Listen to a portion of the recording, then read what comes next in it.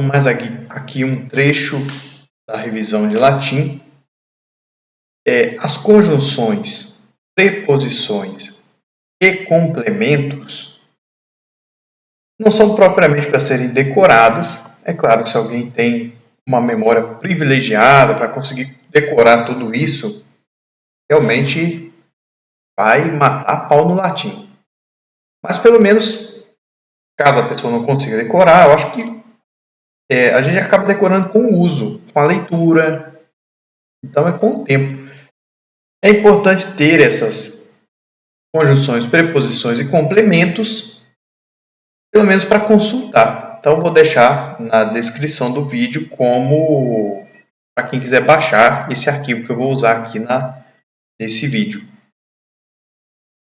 Então, primeira coisa, 34 conjunções. Tem outras conjunções que são usadas para orações subordinadas. Só que essas aí eu não coloquei aqui porque quando for falar das orações subordinadas a gente vê cada uma dessas conjunções uma por uma, de acordo com a sua subordinada. Aqui, as conjunções gerais, por assim dizer. Conjunções são como dobradiças que servem para articular as orações, quer coordenadas, quer subordinadas. Ou seja, você tem duas frases. Aliás, é porque eu esqueço que em italiano qualquer verbo é uma frase. Em português se usa a palavra oração. Então você tem uma frase com duas, três orações. Ou seja, oração é aquilo que tem um verbo. Aquela construção de palavras que tem um sentido e tem um verbo. Se essas orações estão coordenadas, o que coordena elas? É uma palavrinha pequenininha chamada conjunção. Está coordenando essas duas frases. Ou pode ser que uma é oposta à outra, é contra a outra. Então, tem uma conjunção ali mostrando que uma é contrária à outra. E assim por diante. Pode ser que uma dependa da outra. Então, essa palavrinha conjunção vai mostrar a relação de dependência. Embora, como eu disse, não vou dizer aqui nesse vídeo as conjunções das subordinadas. É mais para frente. Então, vamos aqui mencionar as conjunções. Essas quatro, et, que, atque e ac, significam e. E é uma maneira de você coordenar diversas orações. Por exemplo, vou dar um exemplo em português. Fui para casa, e almocei, e subi para o quarto, e estudei, e dormi, e acordei. Então, veja, diversas orações formadas com verbos, coordenadas com e. O que faz isso em latim é essas quatro aqui. Et, atque, ac.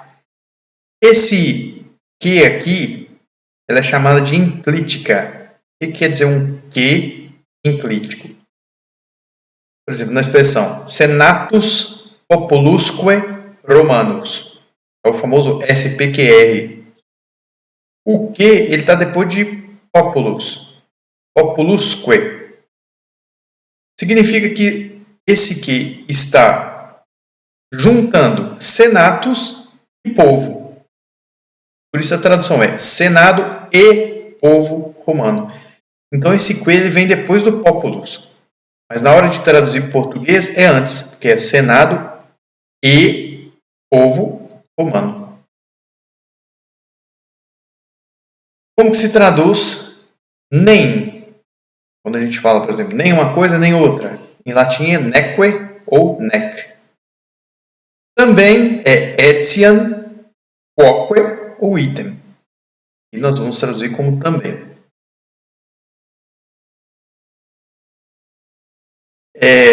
Conjunções coordenativas disjuntivas, ou seja, quando você coloca a pessoa que está ouvindo para escolher uma ou outra, por isso o significado é ou.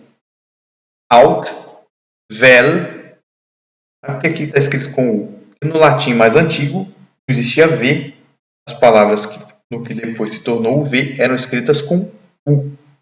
Então, se você estiver lendo um texto muito antigo, vai estar well. Se for um texto já com a grafia do som, você vai ter lá vel. Sive ou seu. Todas essas 4 significam ou. Conjunções coordenativas adversativas. É para mostrar que a segunda frase ela é contrária à primeira. Então nós temos sed, at, atque ou autem. Essas 4 significam mas. Tem até a famosa frase, né? Dura lex, sed lex. A verdade é dura, mas, aliás, a lei é dura, mas é a lei.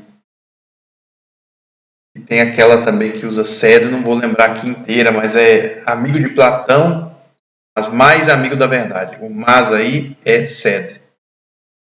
Atribuído a Aristóteles, embora ele nunca tenha dito. Esse asterisco aqui significa que autem tem esse significado quando é conjunção, porque tem autem com outro significado também, como tanto autem quanto mais para frente vai ter o iditur. Pode ser também de fato. Mas enquanto conjunção, autem significa mas. Tamen e os seus derivados, porque at tamen significa at tamen. Verum tamen, também é um composto de tamen. E tamen significa porém ou todavia. Aqui eu coloquei o que está escrito na bandeira de Minas Gerais. Libertas que sera tamen. Libertas, nominativo singular, da terceira declinação. Então, libertas, a liberdade.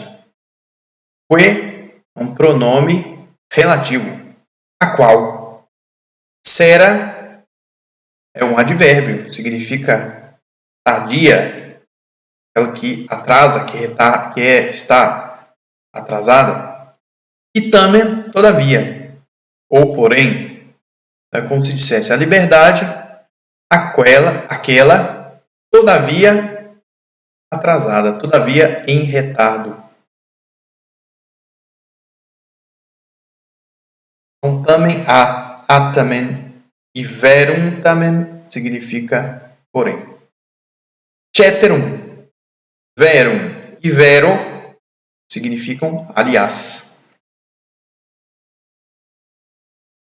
Conjunções coordenativas explicativas. Todas elas se resumem a nan e enim e seus compostos. Nanque é o quê? O que já foi dito lá que é o e nosso, né? Então, e nan, nanque. E pois.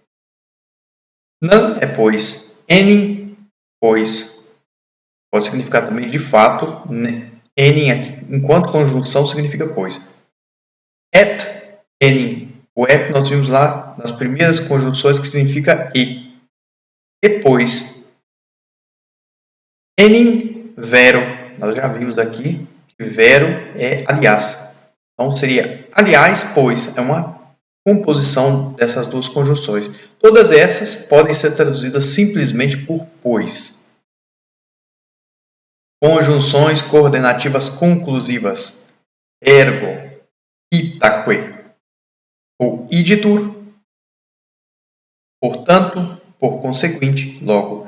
Ergo tem aquela famosa frase que Descartes coloca nas suas meditações da filosofia primeira. Cogito ergo sum. Penso, cogito.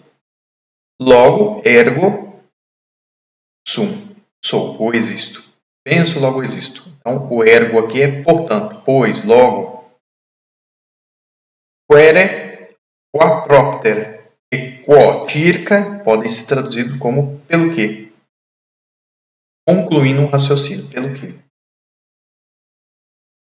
Conforme a gente vai lendo, a gente acaba de tanto ver, decorando, nem que seja as mais comuns, as mais usadas. Mas é importante ter para poder consultar. As 40 preposições. Essas preposições, 27 delas, a maioria, portanto, só regem acusativo. O que isso significa? Se a gente vê um ada, e a outra palavra termina com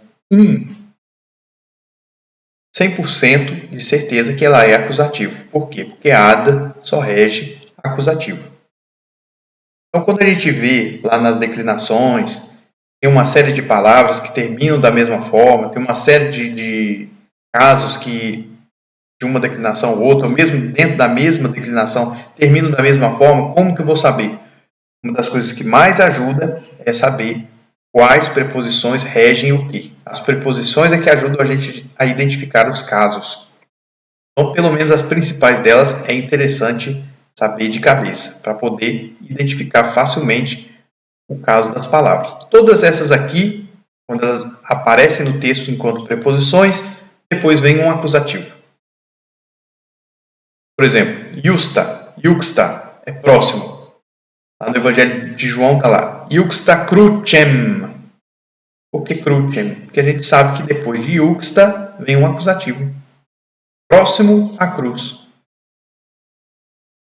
Ad pode significar a, pode significar contra, pode significar até. Adversus é diante, de frente, né? Ou contra.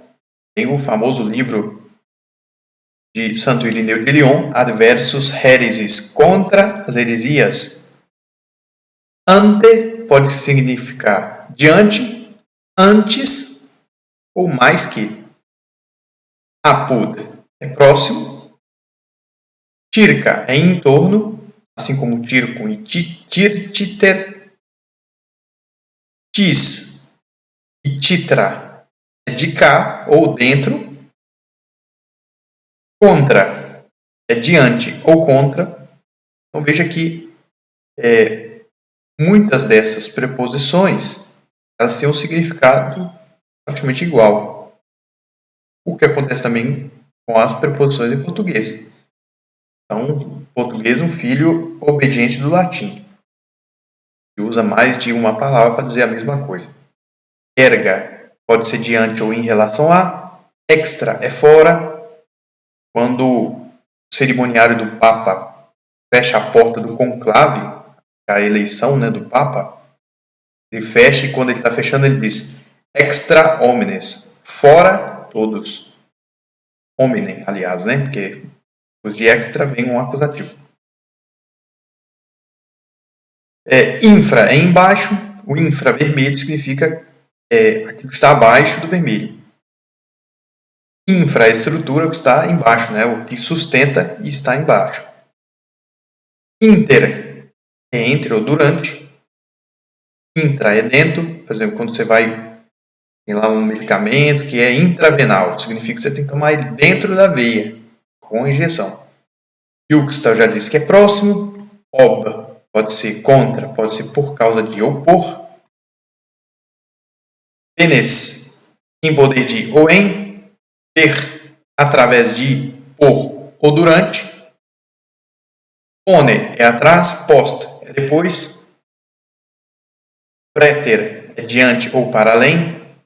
Quando se diz alguns fenômenos que a parapsicologia estuda, se diz lá que são preternaturais, ou seja, estão para além da natureza, para além daquilo que é comum. Proper é próximo a. Propter é por causa ou próximo. Esse propter aqui ele é usado no Creio em Deus Pai, em sendo constantinopolitano. Quando diz lá que Jesus se encarnou, propter nostram salutem. Veja que o nostram é acusativo, né? Porque é por causa da nossa salvação. Propter nostram salutem. Secundum, segundo, ao longo ou logo após. Supra é sobre, além ou antes. Trans, para além. E ultra, também para além. Essas aqui regem acusativo. Você encontrou uma delas num texto, a frase seguinte é acusativo. A frase não, perdão, né? A palavra seguinte é acusativo. 8 preposições que regem ablativo. A, ab ou abs. Então, se a gente acha um A, depois vem um ablativo, em sentido de, no sentido, origem. Por exemplo, de São João del Rei, de Belo Horizonte. Se depois do a tem um acusativo, já é nesse sentido aqui. Coram é na presença de, cum é com, de é origem ou assunto ou desde. Então, por exemplo, Santo Agostinho tem um livro lá, De Trinitate, significa sobre a Trindade. É ou ex pode ser desde, pode ser fora de, pode ser entre, pode ser segundo. Mas o importante é, você viu lá um ex, você tem certeza absoluta que a palavra que vem depois é um ablativo. Em maioria das declinações, ablativo e dativo têm a mesma terminação. Então, como que eu sei quando é um, quando é outro? Uma coisa que ajuda demais são as preposições, porque dativo não tem preposição. Uma preposição rege dativo. Sendo assim, se tem preposição, é ablativo. Uma das coisas que mais ajuda. Pre, pode ser diante, pode ser por causa, pode ser em comparação a. Pro, a gente diz, né? Fulano é pró-vida. Significa que está em defesa da vida, né? Pro também pode ser diante de, por ou no lugar de. E sine é sem. Tem aquela expressão. Essa condição é sine qua non. Uma expressão latina, né? Sine qua non. Significa sem a qual não. Sem a qual é impossível. Uma condição indispensável. Uma condição sine qua non.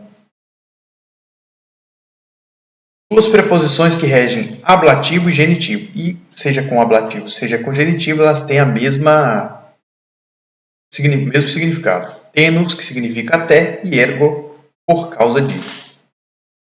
Veja que aqui, ergo como preposição. Já foi visto lá ergo como conjunção, né? Ergo sum, como lá do Descartes. Cogito ergo sum. O ergo preposição é por causa de. O ergo conjunção significa logo ou pois, portanto. Uma coisa importante aqui. Como é que eu vou saber se uma palavra ali é uma preposição ou se é uma conjunção? Preposição ela é usada antes de um caso, de uma palavra. Conjunção está ligando, é como se fosse uma dobradiça entre duas frases. A gente poderia dizer que conjunção liga coisas grandes como frases. Ela articula. Preposição vem antes de palavras. No caso aqui, ergos, a palavra seguinte sempre vai ser ou no ablativo ou no genitivo. E três preposições que regem acusativo e ablativo. Por exemplo, in. Em um dos exemplos que eu dei na aula lá, nas aulas dos vídeos anteriores, estava in e um finalzinho lá de palavra que poderia ser ou ablativo ou dativo. Como que eu sabia que era ablativo? Porque não existe in mais dativo. Então, necessariamente, se tem in, a palavra seguinte ou vai ser ablativo ou vai ser acusativo. Se ela for ablativo, ela vai significar em stato. Em logo significa isso. Em, naquele lugar. Ou durante, se tiver sentido temporal. Se o in mais acusativo é em direção a, né? Moto a logo significa isso. Se for temporal é até. Ou em relação a. Sub, nos dois casos, com ablativo ou acusativo, significa embaixo, se tiver sentido de lugar. Sob ou durante, se for com ablativo, ou no início, se for com acusativo. Então veja que a dificuldade, quando eu disse que é difícil pôr tudo na memória, é porque os significados são semelhantes. É importante você saber que sub é usado com acusativo e ablativo. O significado, com o tempo, a gente vai pegando, conforme formos lendo textos em latim. Como acontece com o português. A maior parte das pessoas usa todas as preposições do português, lê e entende as preposições do português. Se perguntar a maioria das pessoas o que é uma preposição, fala quais são as preposições do português. É 0,01% das pessoas que vão saber. Da mesma forma o latim. Desde que você sabe que sub é com acusativo e ablativo, que vai te ajudar a ler, O significado você vai pegando aos poucos. Então, super. Super com ablativo, em cima ou sobre. Super com acusativo, em cima, durante e além. Essas preposições foram os gramáticos das figuras ímpares aí da sociedade humana, reuniram essas preposições em coisas chamadas complementos, que nos ajudam nas traduções. Então, você ter aí a lista dos complementos no seu dicionário ou numa folha ao lado, quando você está lendo ou traduzindo, vai ajudar com certeza, que é simplesmente a organização, o uso daquelas preposições que acabamos de ver. Então, alguns complementos. Complementos de causa. Ablativo puro, ob mais ablativo, propter mais acusativo ou pre mais ablativo. Como que você vai traduzir isso? Então, está lá. Propter nostram salutem. Como é que você traduz? Como é de causa, por causa da nossa salvação. É o que está no credo. Propter mais acusativo. E se fosse um ob mais ablativo, mesma coisa. Por causa, ou porquê. Então, é traduzir no português indicando que é uma causa.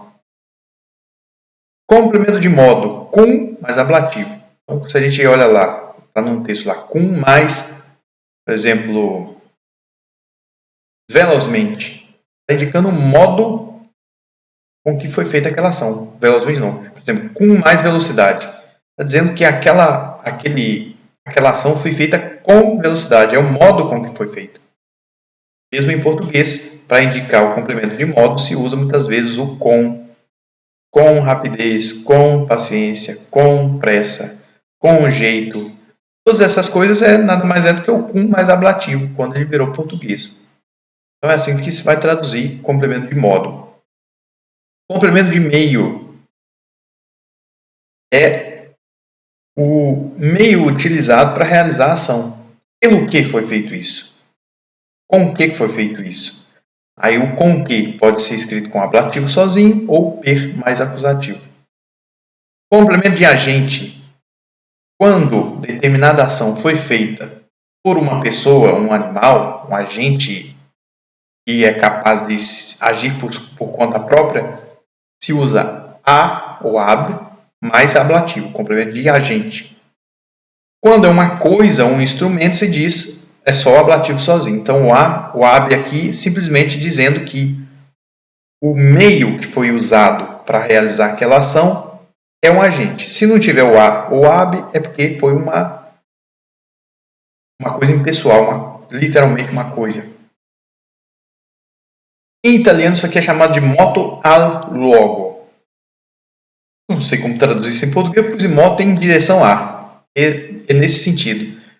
Quando eu digo, estou indo a São João del Rei, vou às compras, vou ao altar. Quando é em direção a, estou me movendo em uma direção, se usa in mais acusativo ou ad mais acusativo. Isso aqui em italiano eles chamam de moto dal luogo. Eu estou dizendo de onde eu venho, de qual origem. Não é sempre com ablativo. O ab mais ablativo, ex mais ablativo, de mais ablativo. Eu digo venho de Minas Gerais, venho do Brasil, venho de classe baixa, venho de tal família. Tudo isso indica origem. São esses três complementos. Stato in loco, mas italianos colocam stato in luogo. Significa naquele lugar. Então, esse aqui, estou indo para o lugar. Aqui estou vindo do lugar. Esse aqui, estou no lugar. Em mais ablativo, apud mais acusativo, vai ser traduzido por próximo a, né? Ante mais acusativo, diante de. Posto mais acusativo, atrás de. E tem esse caso que existia em tempos remotos, quando nem o latim existia ainda. Era a língua que deu origem ao latim, chamado indo-europeu. É chamado de locativo. ou no latim muito remoto é que existiu o locativo. Mas esse caso já foi um caso latino como os outros e caiu em desuso, sobreviveu em algumas palavras. Por exemplo, rus. Quando vou dizer estou no campo, na zona rural, da onde vem rural, vem de rus, né? Vou dizer ruri. Porque locativo de rus é ruri. Então não é porque isso aqui é um genitivo singular, é porque é um locativo. É um caso que caiu em desuso, mas nessa palavra ele permaneceu. Domus, que é casa, mesma coisa. Se eu quero dizer eu estou em casa, o locativo de domus é domi. É um caso que não existe mais, mas que sobreviveu nessa palavra. Então, em casa é domi. Esse i aqui é do locativo. E nome de cidades, em geral, de primeira e segunda declinação. A própria palavra Roma. Roma é a primeira declinação. Então, o locativo dela é ae. Então, se eu digo em Roma, é Rome. Se é uma cidade de segunda declinação, então o locativo será i.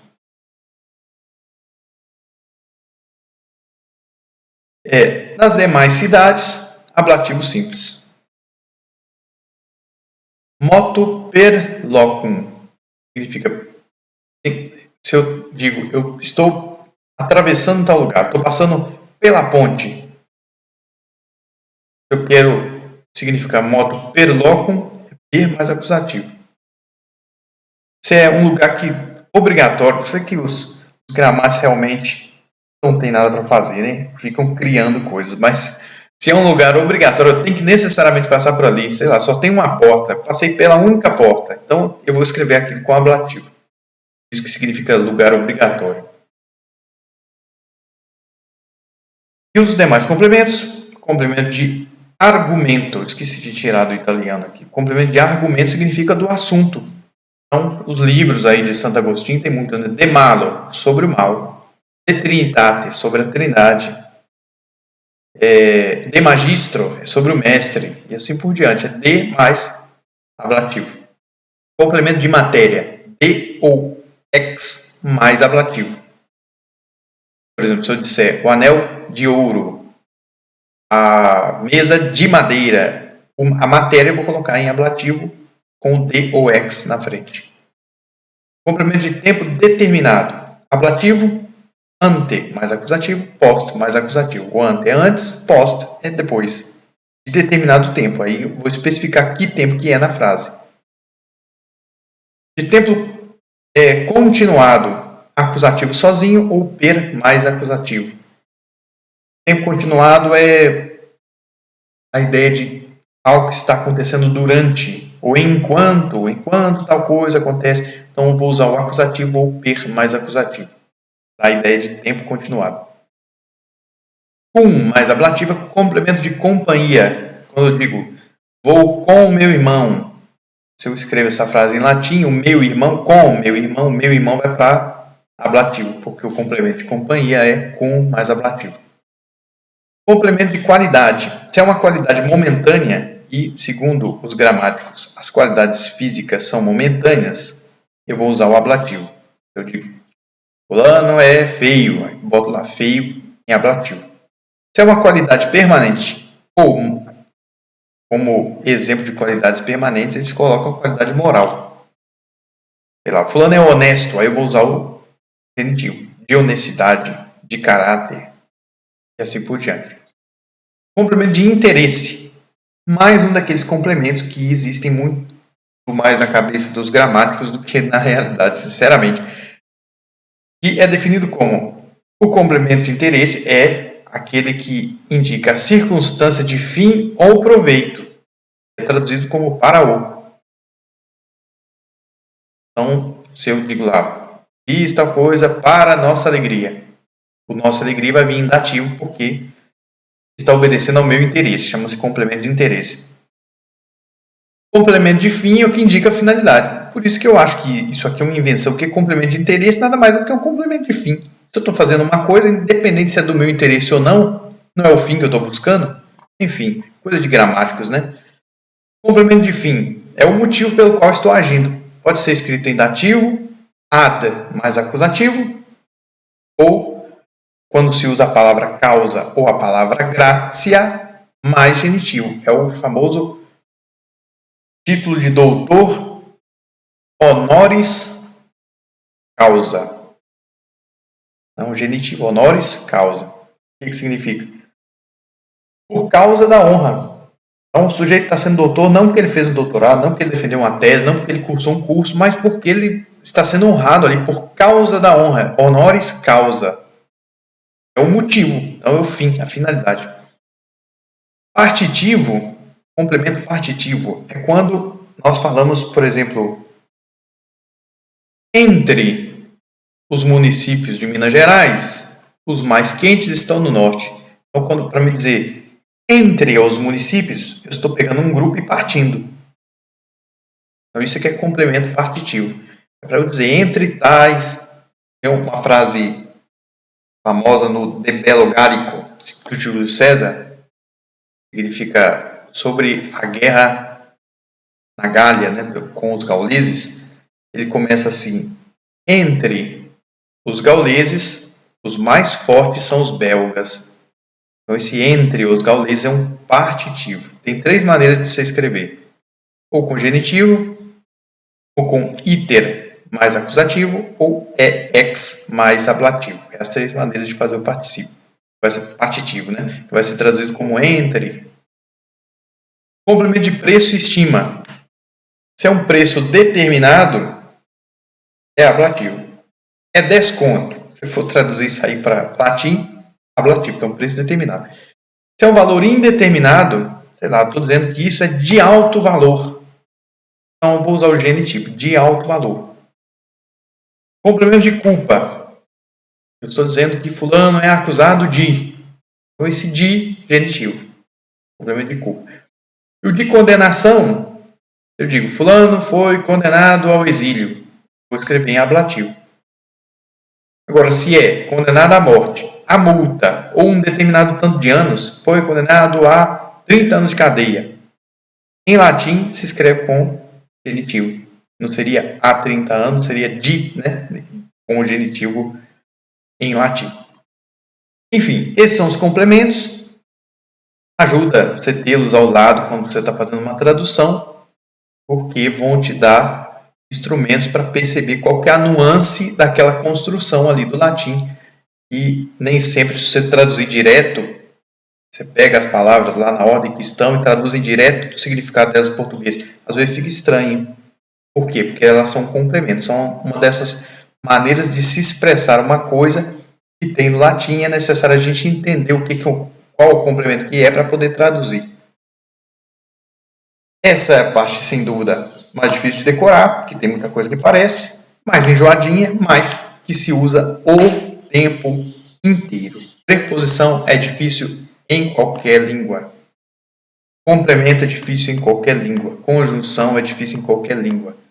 Mas, infelizmente, ou felizmente, né, todas as línguas têm e é necessário procurar ir aprendendo e sabendo.